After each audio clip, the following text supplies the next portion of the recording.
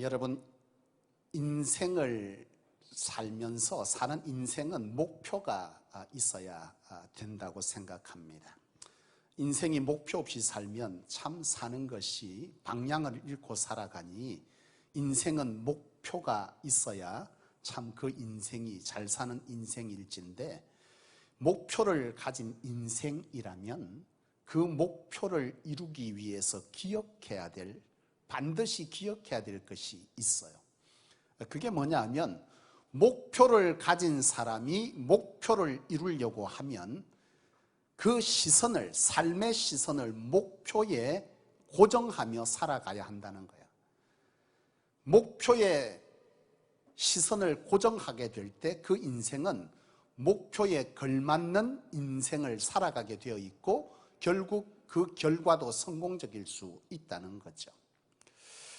오늘 저와 여러분들이 보고 있는 이 본문은 사도 바울이 그리스도인으로서 부름받은 자가 하나님의 부르심의 목적을 따라 살아가고자 할 때 그 목표의 시선을 고정해야만 바로 그 목적을 따라 목표를 이루며 사는 성공적인 그리스도인의 삶을 살 수 있다, 그렇게 말하고 있는 거예요.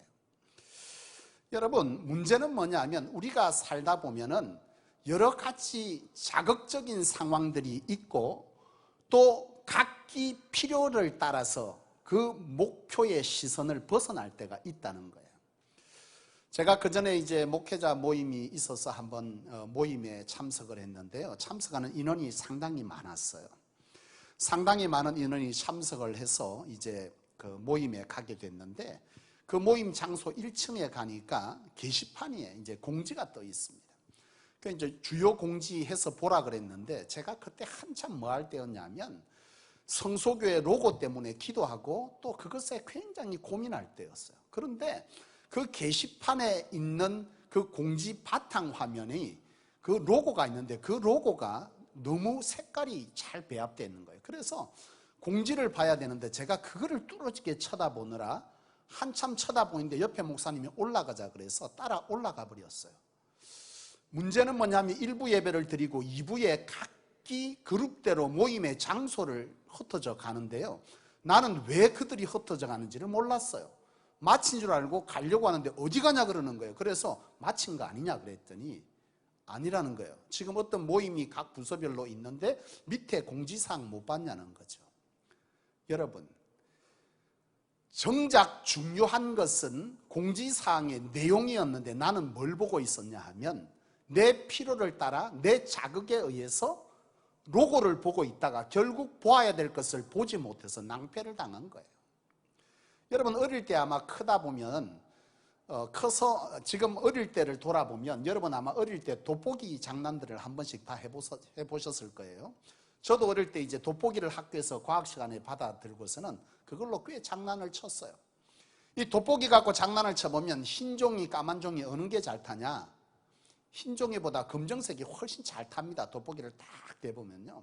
그러면 처음에 흰 종이 갖고 하다가 까만 종이 갖고 잘 타다 그 다음에 흰 종이 도전해보고, 그 다음부터 재미가 없으면 그 다음부터 이제 이상한 짓 하죠. 뭐합니까? 한때 우리 조카는요, 그 돋보기를 갖고 따라다니면서 개미를 태우더라고. 저도 어릴 때 개미는 아니었는데 어떤 물체를 태우려고 딱 돋보기를 대보면요, 이 돋보기를 가지고 이 물체를 잘 태우려고 하면 가장 중요한 것이 있어요. 그게 뭐죠? 초점을 맞추는 거예요.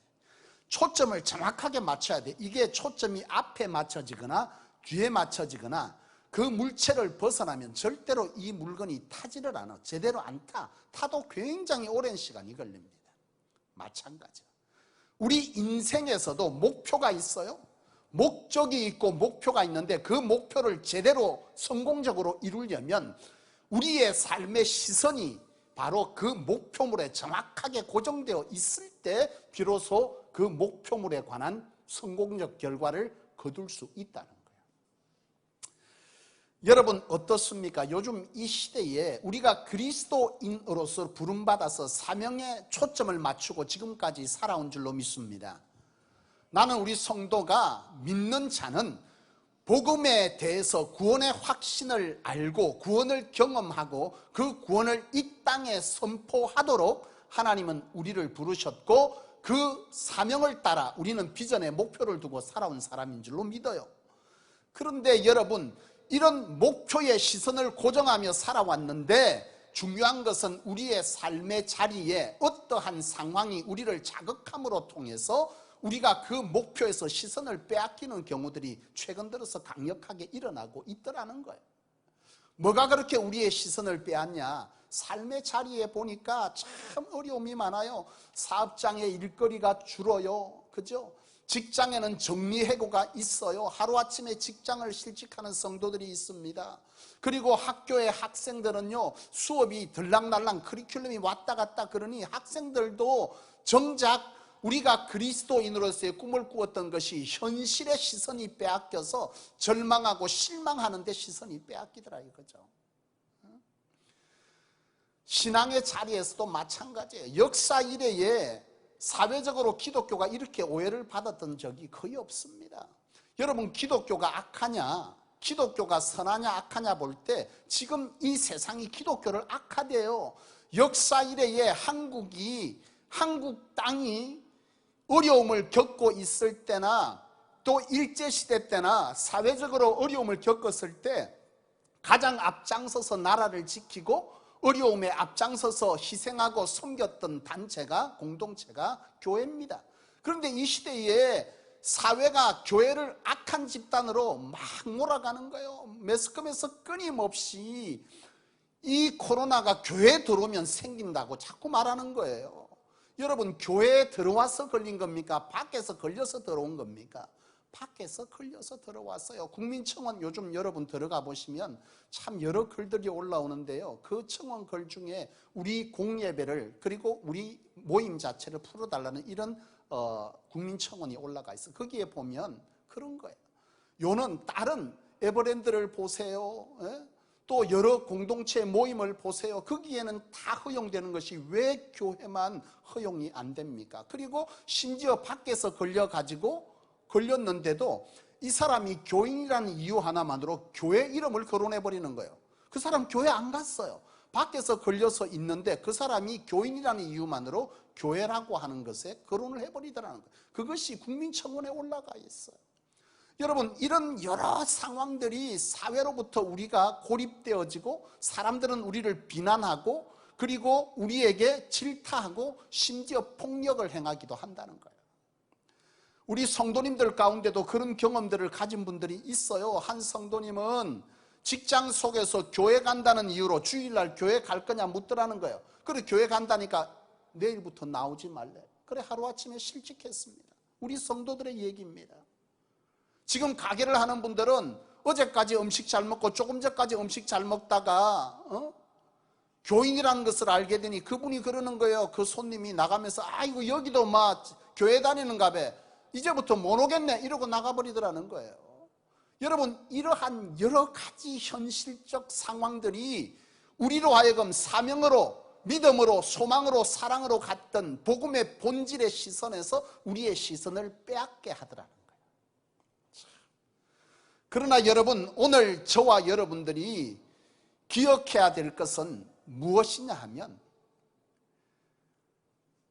이처럼 시대가 우리를 향해서 이렇다 할지라도 그리스도인이라면, 그리스도의 삶을 제대로 성공적으로 살아내려고 한다면 이 여러 가지 우리의 시선을 빼앗는 것에 시선을 빼앗기지 말고 하나님의 부르신 목적을 따라 그 시선에 고정할 때 우리는 그리스도인다운 삶을 성공적으로 살아낼 수 있을 줄로 믿습니다. 여러 상황들이 있지만 시선이 빼앗기지만 그 속에서도 우리는 시선을 고정해야 될 줄로 믿어요. 우리가 보아야 될 바른 사명의 길을 보아야 될 줄로 믿습니다. 한 젊은 병사가 시집을 갔어요. 한 젊은 병사가 장가를 갔는데 참 부담스럽네 이거. 한 젊은 병사가 장가를 갔는데 이 장가를 온 젊은 아내가 이 병사가 발령을 사막으로 받아버린 거예요. 그러니까 이 사막에서 군 복무를 하게 되니 이 젊은 여인이 너무 힘이 드는 거예요. 하루 종일 남편을 기다리는데 집이라고는 사막에 보이는 것은 허벌판이요 황량한 광야밖에 없으니 너무 힘이 들어. 그래서 내가 이 남자와 살아야 되나 살지 말아야 되냐, 이걸 하루에도 꼴백 번도 생각을 하는 거야. 그러다가 혼자 결정하고 친정으로 가면 야단 맞을까 싶어 친정엄마한테 편지를 썼습니다. 어머니, 내가 지금 결혼 생활을 내가 이 사막에서 하고 있는데 보이는 것은 황량한 사막밖에 없고 도무지 내가 살 소망을 잃고 죽고 싶은 심정이다. 엄마 어쩌면 좋겠노? 이런 편지를 보냈어요. 한참 이후에 짧은 편지로 엄마가 답장을 했습니다. 거기에는 하나의 얘기가 써 있었어요. 뭐라고 써 있었냐? 두 죄수가 감옥에 갇혔는데 한 죄수는 철장을 보고 살았고 한 죄수는 철장 밖에 별빛을 보고 살았다. 이 한마디를 딱 적어가지고 보낸 거예요. 이 딸이 그 엄마의 편지를 받고 인생의 시선을 바꾸기로 결정했어. 사막을 보던 것을, 철장을 보던 것을, 내 삶이 감옥처럼 갇힌 삶이고 철장을 보고 살았던 그 시선을 이제는 어디로 보기란 거예요? 창밖 별을 보기로 작정합니다. 그래서 이 딸은, 이 아내는, 젊은 아내는 그날로부터 별을 연구하고 그리고 사막에 있는 여러 생물들을 연구하면서 그 주변의 인디안들과 그들의 문화와 풍습을 연구하기 시작한 거예요. 그래서 훗날 이 여인이 책을 쓰면서 이 인디안 문화를 세상 속에 소개하는 큰 역할을 하게 됩니다. 여러분, 왜 제가 이 얘기를 하느냐 하면, 아무리 우리의 상황이 어렵고 힘들어도 그 속에서도 많은 자들 가운데 철장을 보는 사람도 있지만 철장 밖에 별빛을 보는 사람도 있다는 거예요. 나는 최근에 이 코로나로 인해서 이래 길어질지는 몰랐네. 이렇게 교회가 어려움을 겪을지는 몰랐네. 참 요즘 저는 기도합니다. 하나님, 이 나라의 정부가 잘 됐다 못 됐다 그런 얘기할 필요 없어. 그저 바라는 것은 상식이 통했으면 좋겠다. 상식이 통하는 세상이었으면 좋겠다. 그리고 선과 악을 분별할 수 있는 세대였으면 좋겠다. 교회가 악이냐? 아니잖아. 근데 선악을 분별하지 못하는 세대가 되어지니 그것이 너무 안타까운 거예요. 나는 저와 여러분들이 이 제목을 공유하기를 원합니다. 선과 악이 분별되는 세대, 상식이 통하는 시대였으면 좋겠다. 저는 이걸로 고민하면서 요즘 코로나로 인해서 하나님 어찌하면 됩니까? 복음을 전할 길은 막혀져 가고, 참 이마트에 영상이 제작되어서 하루 이틀 나갔는데 잠시 중단했어. 왜? 교회에 잠시 한두 명만 들어와도 길 가던 사람이 교인들을 향해서 욕을 합니다. 그렇게 교회 가지 말았는데 교회 가냐고. 한 명 들어와서 그렇게 말하는 그분은 식당에 30명, 40명, 또 여러 마트에 수백 명이 있는데 아무렇지도 않게 다닌다 이거예요. 근데 교회만 들어가면, 여기 들어오면 여기서 코로나 생산합니까? 그렇게 말한다 이거예요. 참 어려움. 하나님 앞에 기도, 하나님 어찌해야 됩니까? 하나님께서 제게 주시는 마음은 뭐냐면 초대교회를 보라는 거예요. 초대교회를 봐라. 나는 거기에서 답을 찾는 겁니다. 여러분, 초대교회의 성도들이 신앙을 하면서 복음을 전하는 하나님의 부름을 받아서 내가 어떻게 살아가야 될 인생인지를 깨달았던 초대교회 그리스도인들은 어떻게 신앙했고 그 어려운 시대적 상황 속에 그들은 무엇을 했는지를 돌아보게 되는 거예요. 여러분, 초대교회 성도들은요, 사회적 상황이, 시대적 상황이, 경제적 상황이 지금 우리보다 사실은 훨씬 더 어려웠어요. 지금 그래도 우리를 지금 한때, 지금 이 광화문 집회 이후에 지금 기독교를 싸잡아서 지금 그전에 신천지와 비슷하게 취급하는 경향들이 좀 나타나요. 여러분, 이게 뭐냐면 초대교회 그리스도인들이 당했던 상황입니다. 초대교회 그리스도인들, 유대인들에게 예수님은 인정되지 않았습니다.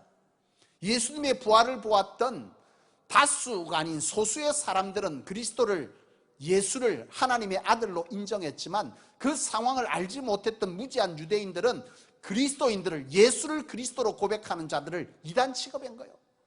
엄청나게 핍박하고 비난하고 음모하고 그리고 심지어 폭력을 가했습니다. 그들은 삶의 자리에서 쫓겨났고요, 그들은 삶의 자리에서 욕을 들었고, 그들은 삶의 자리에서 죽임을 당하였어요. 그 대표적인 사람이 누굽니까? 스데반입니다. 복음을 전하다 돌에 맞아서 죽습니다. 이런 상황들이 그 시대에 일어났던 것입니다. 사람들은 일터를 잃었고 삶의 자리를 잃었고 가족을 잃었고, 가족들 속에서도 철저하게 고립되어지는 이런 어려움들을 겪었다 이 말이에요. 제가 그 전에 인도네시아 단기 선교를 갔을 때, 처음 단기 선교 가기 전에 졸업여행 갔을 때 한 번 있었는데, 그때 하나님께서 그게 제가 인도네시아 땅을 처음 밟았던 계기가 됐어요.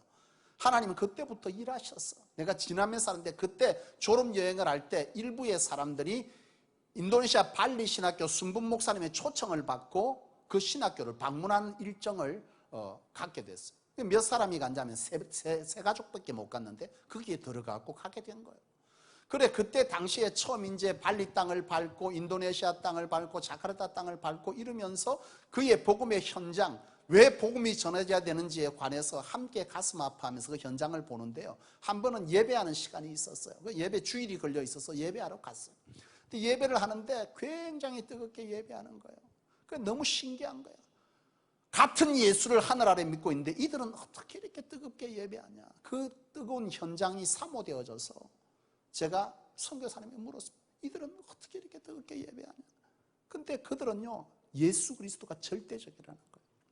우리는 지식으로 알고 있기 때문에 이런 어려운 상황 속에 신앙을 저버리고 여러 세상으로 가는 성도들이 있지만, 그들은요, 복음이 지식이 아닌 절대 복음으로 그들은 삶 가운데 복음이 확신되어진 거예요. 믿음이 확신되어진 거예요. 머리에 있던 믿음이 확신되어져서 그들은 복음 앞에 생명을 거는 인생을 살고 있는 자들의 모임이 그 모임이라는 거예요. 뭐냐 그랬더니 거기에 일부 사람들은요, 가문에서 호적을 파버린 거예요. 인도네시아 그 땅에 힌두교와 여러 종교들이 같이 혼합되어 있지만 특별히 힌두 안에 있는 가문에서 그리스도인이 나오면 호적에서 파버리는 거예요. 팠는데 그러면 돌아올 줄 알았는데 안 돌아오는 거예요. 그러니까 그 교회 예배당 밖에서 빗장을 치고 불을 질러, 그런 경우를 당하는 일들이 있는 겁니다. 그런데도 그들은 예수 앞에 나와서 하나님 앞에 와서 예배하는 거예요. 참, 그 상황들 속에서 참 깨달아지는 것이 있는 것이죠. 사랑하는 여러분, 나는 이 시대 속에서 정말 저와 여러분들이 하나님의 부르심의 목적을 바로 알고 신앙하기를 원합니다. 하나님의 부르심의 목적을 바로 알고 거기에 시선을 고정하며 살기를 원합니다. 요즘 코로나19로 인해서 하나님께 기도하면서 초대교회를 말할 때 바로 그들은 바로 하나님 앞에 시선을 고정하며 사는 사람입니다. 오늘 인도네시아 땅에 있는 그들 또한 하나님의 사명에 시선을 뭐한 거요? 고정한 사람들. 철저하게 초대교회 성도들은요, 그처럼 핍박당하고 사도 바울처럼 옥에 갇히고 그랬음에도 불구하고 그로 인해서 여러 상황들이 벌어지면서 일부의 성도들은, 모든 초대교회 성도들이 다 복음에 붙들렸던 것은 아니에요. 지금과 똑같습니다. 그런 핍박, 경제적 어려움, 여러 가지 자극하는 것들, 분노, 이런 것들이 그들의 시선을 빼앗았어요. 일부의 성도들, 초대교회 성도들은요, 교회를 떠났습니다. 절망했습니다. 실망했습니다. 현실적 어려움 때문에 시선에서, 사명의 시선에서 세상의 시선으로 시선을 바꿨어요. 그리고 일부의 성도들은요, 그랬어.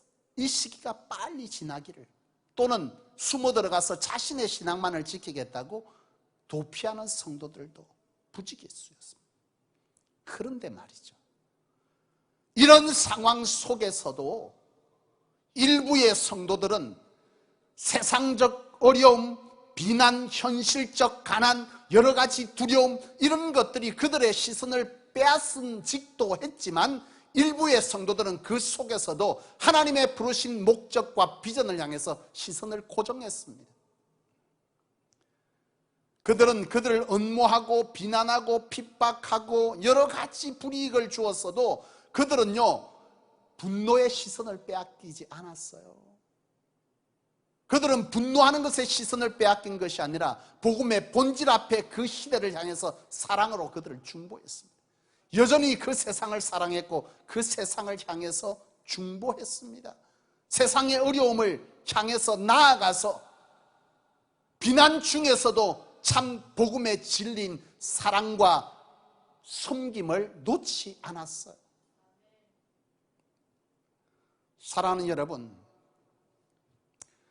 오늘 저와 여러분들의 시선을 빼앗는 것은 무엇입니까? 여러분들 지금 이러한 상식적이지 못하고 평등하지 못한 여러 불이익, 여러 가지 어려움들로 인해서 여러분들의 심정은 어떤 심정입니까? 예수 복음으로 사랑으로 들끓던 우리였지만 우리를 자극하는 현실과 말들과 그런 상황들이 우리의 시선을 그리스도의 십자가 사랑에서 빼앗아서 분노와 증오의 그런 시선으로 빼앗고 있지는 않느냐 이 말이죠. 나는 저와 여러분들이 우리의 시선을 하나님의 부르심의 목적을 따라 그리스도의 십자가 사랑의 시선을 고정할 수 있기를 원합니다. 이것이 대안입니다. 초대교회의 복음을 성공적으로 수행했던 사람들은 그 어떤 상황 속에도 그들의 시선은 그리스도의 사랑에 집중되어 있었고, 그런 헌신자들이, 그런 복음의 사명자들이 오늘 이 시대의 교회를 만드는 것입니다. 그때의 복음이 소멸되어졌다면, 그때의 시선이 전부 두려움과 불평과 원망과 정오에 갔다면 이 시대의 교회는 살아남지 못했어요. 그 속에서도 한결같이 예수 그리스도께서 십자가에 죽으실 때 많은 자들이 오해하고 침받고 돌 던지고 창으로 조롱거리들이 되었음에도 불구하고 그 사랑을 알아주든 몰라주든 주께서는 십자가에 죽으시며 구원의 대속의 사건을 이루셨던 것처럼 오늘 저와 여러분들도 때로는 분노가 치밀고 때로는 억울함이 치밀고 때로는 우리의 이 수고와 헌신이 악으로 둔갑되어지는 이 시대 속에서 내가 여전히 이와 같이 해야 되냐라고 생각들이 우리 속에 참 복음의 시선을 빼앗을지라도, 아니면 이 때가 속히 지나가라, 잠잠히 있자, 내 마음만 지키자 하면서 우리의 시선을 빼앗는 즐거움의 시선을 빼앗기는 여러 상황들이 있을지라도 나는 여러분들이 거기에 시선을 빼앗기지 않기를 원합니다. 이 어려움 속에 있는 시대 속에서 세상 사람들의 시선을 핫하게 빼앗는 것들이 있습니다. 그런데 거기에 우리 그리스도인들의 시선도 많이 빼앗겨. 요즘 송이 나옵니까? 트롯이 나옵니까? 요즘은요, 많은 그리스도인들이 주 예수보다 임영웅을 더 많이 찾습니다. 우리 임영웅 씨 대단히요. 그가 복음보다 더 진한 감동을 주고 있다니까. 이때가 빨리 속히 지나가라. 일단 내 이 두려움과 이 분노와 이 슬픔과 이 감정을 어찌하든지 마인드 컨트롤하기 위해서 세상의 즐거움에 임시로 도피하고 있는 거예요. 초대교회 그렇게 안 했습니다. 이 시대 교회를 세웠던 그리스도인들은 핍박과 고난과 분노의 상황 속에 그들은 철저하게 복음 앞에 시선을 고정했고, 그 속에서도 그들의 삶의 자리에 참 복음의 지식을 확신으로 바꾸어서 더욱 하나님 앞에 나가 기도하고 말씀 앞에 확신하고 시대를 향하여 중보하는 참 그리스도의 심장 앞에 시선을 고정함으로 통해서 성령의 강력한 역사가 그들을 지배했고, 그 지배하심이 결국 이 시대의 교회들을 세워 놓았듯이 오늘 저와 여러분들이 진정 이 시대 속에서 시선을 빼앗는 자극들의 시선을 빼앗기지 않고, 우리의 상황은 감옥 같다 할지라도 감옥 속의 철장이 아닌 철장 밖에 별을 보는 그런 참 그리스도인 되시기를 원하고, 이 시대는 더 이상 복음을 전할 수 없다라고 말했던 초대교회의 일부 성도와 같지 아니하고, 그 속에서도 삶의 자리에서 복음의 확신을 가지고 참 사랑을 가지고 나아가 그들의 아픔을 함께 지어주고 오른뺨을 칠 때 왼뺨도 되어주는 그런 참 사랑의 모습으로 참 복음을 증언할 때 하나님은 우리 안에 은사 역사하셔서 이 시대 속에서도 초대교회와 같이 부흥하는 교회가 성소교회로 삼아줄 줄로 믿습니다. 보야 할 것을 보고 삽시다. 쓸데없는 거 보지 마세요. 보아야 될 것을 보고 거기에 시선을 고정할 때 하나님은 역사하시고, 이 시대 속에서 이제 교회는 정말 어렵고 끝나겠다라고 하는 시대 속에서도 부흥하는 교회, 하나님의 역사가 있는 교회, 초대교회와 같이 여전히 하나님의 사람이 더해지는 교회, 그런 교회가 성소교회 되기를 주의 이름으로 축복합니다. 기도하겠습니다. 하나님 아버지,